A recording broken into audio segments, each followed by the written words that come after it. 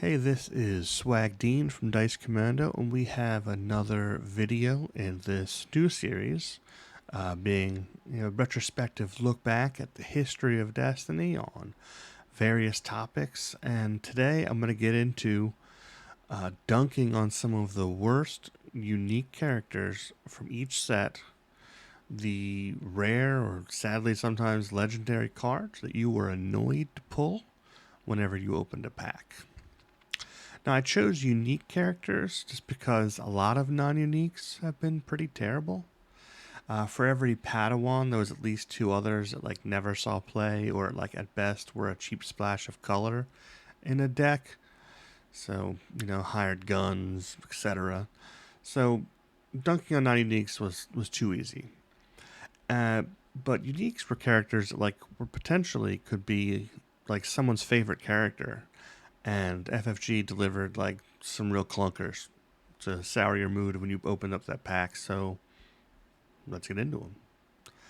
Now, Awakenings was actually a little harder for me because it's the very first set. We didn't have a large pool of characters to choose from, so kind of all of them got play to some degree, but I do think that Grievous was the worst. He had decent damage sides, we gotta admit, but he was way too expensive, didn't have great pairings. If you were going to play a big, you were just better off playing Vader. And 10 health on an 18 cost character is just criminal. It's awful. And with that 10 health, he often didn't live long enough to get his ability off where you got to steal a weapon upgrade from someone. So he was just kind of terrible. For Spirit of Rebellion, it was actually much easier to choose with some bad characters, and Luminarma is just garbage. She was made to be played ideally with non-uniques, but then they made her 17 cost, which is there's not enough room to pair her with a two non-uniques would probably be ideal. At that time, two Padawans would have been 14. Didn't have the points for it. And if you killed off her, lower health non-unique partner or whatever, then her special was often useless. So she's bad. And similar to Grievous, you have 10 health on a 16 or point higher character. It's no good. So she was pretty much dead on arrival. I've tried a little bit, but she was no fun to really build around. This set did bring some other contenders, though. You had IG-88, where his special would let you play an upgrade at a discount, but by that point he's already in the pool, so then you're not getting the upgrade into play until the next round, which is just not good value. And then you also got Mon Mothma, who was good at ramping, but at this time at least there wasn't really a lot of good things on the hero side to ramp to, and she didn't do any damage on her own, so she was also not very useful. But Luminara's the worst. With Empire of War, we get General Hux. He's pretty bad, but we did have another contender in this set. But with this one, it was really just a pacing issue. Playing a red event from hand. If you stacked your deck with a bunch of expensive red events, you were hopefully going to get some good value from. You couldn't necessarily play them when you wanted to. You had to be in. He didn't do natural damage on his own very well. You had to get the special, and then you had to have a card in hand that still fit the circumstances. If it was just play a red card, and maybe you could be playing supports or things like that, he would have had you more utility. But just big blowout, goofy events and filling your deck up with them, and then you may or may not be in a good position to play them if and when you got the special. It's just bad deck design. You'd lose to just about everything. The Grand Inquisitor was also in this deck and was bad, but he at least had a more compelling line of play with the blank manipulation, and he was a legendary, so you kind of wanted to try to get use out of him. he was never good, but he was not like as obviously bad as General Hux, where it's like, no, like right at the face of it, this is not worth building a deck around. Next, we get into Legacies, and I'm picking Maul. Maul was a legendary, and similar to Hux, he just had pacing issues. Like, you didn't want to activate him first, because then if they negated dice, you got no, triggering of his ability. And then if they were in the pool already, and then you came in, if they had a die they didn't want removed, they would just resolve it with that action after you activated. So it just, you very, very seldom got the payoff on his ability. And, he had only 2 damage sides.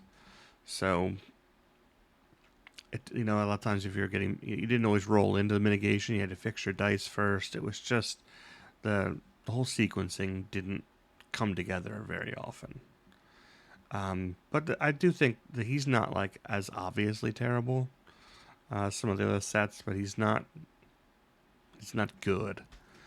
Finn is also a runner-up with the modified side, leaning into some of that indirect, but he kind of saw some fringe play, and he later was balanced and saw like a little bit more kind of fringe play there because he had decent sides for his value, at least, and his special was a functional too, like he dealt the damage and healed the damage, or if you moved it from a character to another character. So he's not. People tried a little harder to make him work, even though he was never in a meta deck. And after Legacies, we're at Way of the Force, and that's Fifth Brother. He's just bad. He was close. He was close to being decent. I mean, the idea of the deck is there, where ideally if you have his weapon, where on him he could resolve them as if they weren't modified, because he was all modifieds. And that was actually the main problem with the deck, is that especially on the villain side, thinking like Maul's Saber, Fifth Brother's Saber, a lot of the Sabers at the time had modified sides. So you had to roll in, you had to have a weapon on him, you had to get a base side, ideally not a 1 side, because like resolving a 1 twice isn't sexy.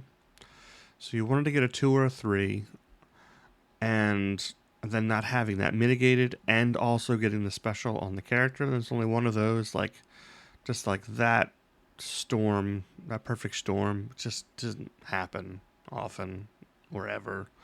So he was just never played. He was always someone that people were like, man, if we could get him at 15, or if we can get him at 14, maybe that would change everything. He's got 12 health. He doesn't have any pay sides, things like that. Like, he had other things that maybe could work, but no, he never had time in the sun. Sebulba is also in this set, and the pod raiser mechanics they weren't awesome, so it wasn't really great. But he gave cheap access to yellow, which at the time was a decent color, yellow villain. So he got a little bit of play, in decks, especially wide decks. So Fifth Brother wins out for Way of the Force as the worst unique character. And then we're moving into Across the Galaxy. This is another one, like, not like a screaming offender here that was the worst. What I'm giving it to Barris. Barris Avi, the modified side really killed her, and the 9 health. If she had 10 health, if that 2 was a base side, we probably would change the way we'd look at her. But her ability wasn't always being triggered, and they were just better pairs. Like, I guess in theory, like right in this set, she naturally paired with Qui-Gon. So you would turn Qui-Gon's dice to a melee side, ideally, and then you'd flip to her 2 to go with it. That is like the dream scenario. But Qui-Gon was just better paired with Yoda or Ayla or someone else. Barris wasn't where you'd want to land. So that was her main pairing, and then she didn't have another one. And it was all about turning dice. So like ideally you'd have her like with Yoda, who turned a lot of dice, but then Yoda doesn't have base melee sides as well, and it's character dice only to trigger her ability. And so she was just, there was always better options than her at that cost for whatever you were trying to do with a blue hero. The other one from this deck, or this set, that was worthy of contention was Mauler Mithel. He had like all modified sides, and blowing up vehicles is not like while there were definitely vehicle metas at times where that could have been useful, you weren't consistently, like, it wasn't like you were always lining up against a vehicle deck, and that's all he did.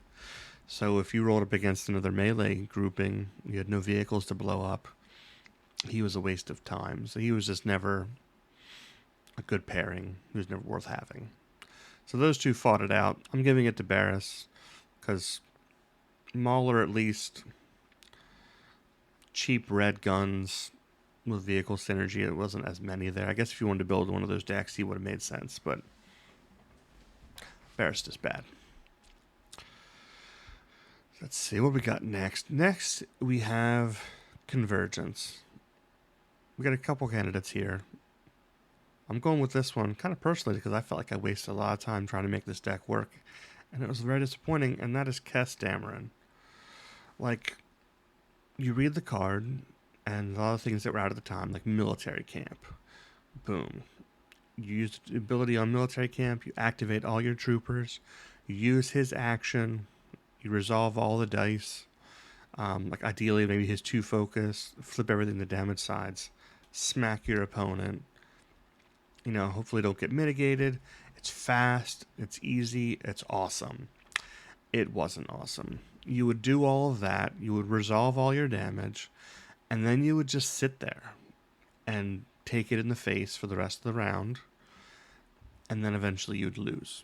It just didn't functionally work great. You had to have troopers. There weren't a lot of... You pretty much had to put them like with Rex or someone like that, and they just didn't do enough damage. They didn't ramp as well, especially if you had to spend some of your cards and resources to like maintain the battlefield or ensure you got the battlefield, or maybe do a little bit of action cheating to make sure you got your dice unmitigated, and or you had to pay for that stupid 3 side on Kess. So you had resource problems, didn't deal enough damage to ramp into it, and so while you avoided mitigation, you never really did enough damage, and you lost pretty consistently with this guy. The other contenders would have been Sly Moore and the new Ezra, who could like resolve stranded dice, which like almost never happens.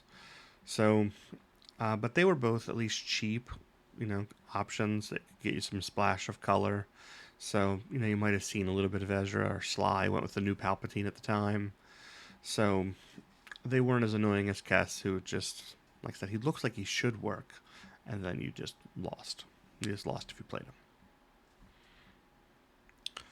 After Convergence, we're getting into Spark of Hope. We are near the end of the FFG era, and this is another set I feel like was actually pretty decently designed, where, you know, there weren't like screamingly bad characters. I'm giving it to Holdo. Another person with like hand and pacing kind of problems, potentially.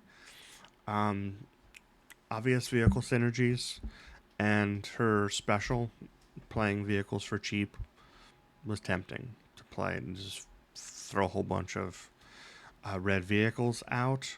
The problem was she didn't ramp any other way. Like, I think if you were to take that shield side and make that a resource so that you could play, you know, mods on your vehicles, or, you know, you had money for other things, she would have had more utility, and she just wasn't good enough. There was other things that were better to have than her. But there have been, and then there's also times like you would get a hand, you wouldn't draw any vehicles, and then of course you'd probably roll 2 of the specials, and you know, you wouldn't get those vehicles. So if she had 2 specials, it was easier for her to get regular resources, a little more utility.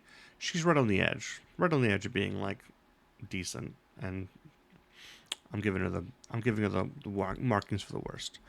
The other contender I thought was Zuckuss. He was a cheap bounty hunter, But by this point, we had a lot of bounty hunters, and he just wasn't special enough. Um, he saw a little bit of play. I won a draft night where I drafted him, and he was a part of it. It made me feel a little bit better about him. But he was, if you were building a bounty hunter deck, you didn't want to use Zuckuss. And now we're getting to covert missions, the end of the FFG era, and we have the king of terrible cards in Sinjir. Sinjir, he's been balanced twice, I think, through the history of Destiny trying to make him playable, and he's still pretty useless. His pacing and stuff like that was just weird. He didn't have good sides. I think if he was too melee, too ranged, it wasn't the indirect, it would have been a little bit better, so at least it played somewhat into a melee or a ranged opponent where you can get that removal. But the melee indirect was terrible at 17 cost. It's just not a powerful, consistent enough ability. Even if you resolved one of your dice, I guess then it'd be good, but it had to be this character. He's all over the place with, he's got 5 different sides.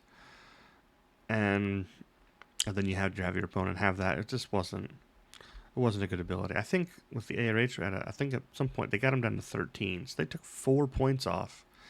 And I think he still didn't see play. So that's how busted he was. And he's a legendary. So he's joining Maul and Holdo as if you got these legendary characters, you're disappointed. These guys have no use. There's no pairings for them that were great. This set also brought us Elric and Kazuda. They're both red pilots. They're not very special. Neither of them saw a lot of play. There were other better pilots to play at the time. And so they didn't see a lot of use. And they also got their own vehicles to go with them for synergy. And it still wasn't enough to really make them all that playable. But they were not as awful. When you pulled a Sinjir, you were mad. It was a low value legendary from the jump. He's the king. These are my votes for the worst characters from the history of FFG. I didn't go into the ARH area because, one, you weren't opening packs to be disappointed, which I think is part of it. And then they didn't have to fill out a set. They didn't have, for every release, they didn't have to jam characters in. I'm sure some of these characters were they needed another yellow hero, and they threw this idiot together. ARH, didn't have to put out each set as big, so I think they have less filler characters. All of these guys feel like filler characters to me. And so I didn't think it was worth dunking on some of the ARH era stuff, because there's less obvious pairings, although there are clearly characters in there that didn't see a ton of play. I'm going to stick with these. And we'll end with Sinjir on the page here, because he was just the worst. But if there's someone that you think was worse, there's someone that you opened up that made you furious, that I've overlooked, feel free to put that in the comments. And as always, go Commando.